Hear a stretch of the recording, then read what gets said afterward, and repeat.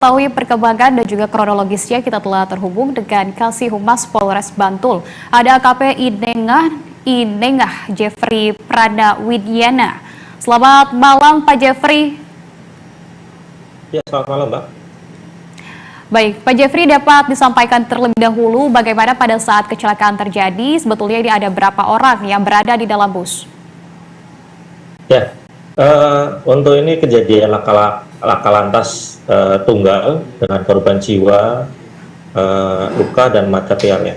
Untuk kejadian bermula pada kejadian tersebut terjadi pada hari Kamis tadi sekitar tanggal 8, terjadi sekitar pukul 1 siang, di mana terjadi di Jalan Imogiri atau tepatnya tikungan Wanagama di bawah Bukit Bego. Kendaraan yang terlibat adalah bus dengan nomor E7607 dengan identitas pengemudi inisial AF, 24 tahun, asal Karanganyar. Untuk kronologinya tersendiri, kejadian ini berdasarkan saksi, yaitu dari pengemudi.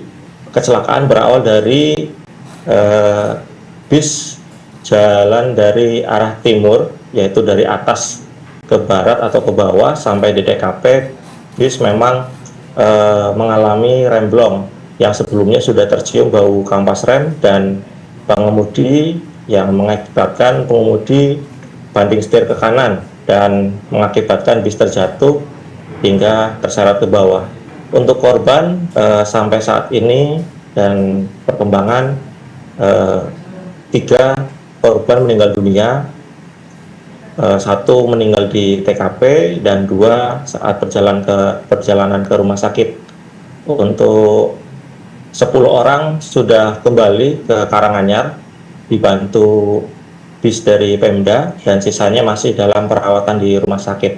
Untuk total penumpang ada 53 beserta pengemudi. Demikian, Mbak. Baik, kalau tadi ada tambahan, ada 3 korban jiwa begitu yang sudah teridentifikasi dan juga sudah diketahui, apakah kemudian juga ada korban luka-luka yang kalau tadi sudah disebutkan ada 10 orang, untuk kemudian apakah ada update lagi bagaimana informasi dan juga kondisi dari korban 10 orang yang korban luka tersebut? Ya Mbak, ini update terbaru Mbak, pada jam 9 malam ya. Memang ada 3 korban yang meninggal dunia. Yang pertama memang inisial SW, 57 tahun, itu meninggal di TKP. AK 25 tahun meninggal di perjalanan, dan HS ini yang kakinya kejepit ya, itu juga meninggal di perjalanan di rumah sakit. Baik. Demikian, Mbak.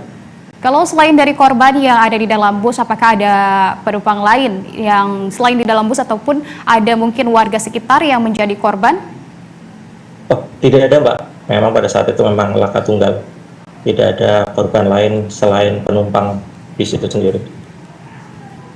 Baik, tadi juga sudah disampaikan bahwa penyebabnya adalah karena remblong. Lalu dipastikan bagaimana dengan kondisi dari kendaraan ini? Apakah ada ditemukan kelalaian dari pengguna ataupun pemilik dari kendaraan?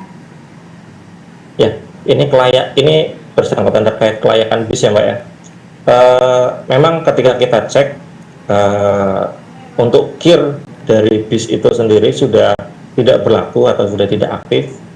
Di situ kan bisa kita katakan tidak layak untuk kondisi bis itu sendiri. Demikian, Pak. Baik, lantas siapa saja pihak-pihak yang sudah diamankan oleh pihak kepolisian, Pak? Sampai malam ini, sampai saat ini kami sedang meminta keterangan pengemudi, Mbak. Masih baru dari pengemudi. Baik, kalau berdasarkan informasi memang situasi kecelakaan di daerah tersebut sebetulnya bukan yang pertama kalinya, bahkan di tahun-tahun sebelumnya ini juga sudah terjadi kecelakaan. Apakah ini juga ada monitoring dari pihak kepolisian, bagaimana update-nya? Apakah ada juga penanganan khusus keamanan di daerah lokasi tersebut, mengingat ini merupakan dekat dengan tempat wisata? Ya Mbak, tentunya kejadian tahun lalu di mana kejadian itu di atas TKP itu ada namanya Bukit Bego, itu menjadikan pembelajaran dari kami. Kami juga bersinergi kerjasama juga dengan Disub dan satker lainnya atau instansi lainnya terkait lokasi tersebut. Memang lokasi tersebut menjadi destinasi baru di wilayah Jogja, khususnya di Bantul, di mana adanya hutan pinus dan sebagainya.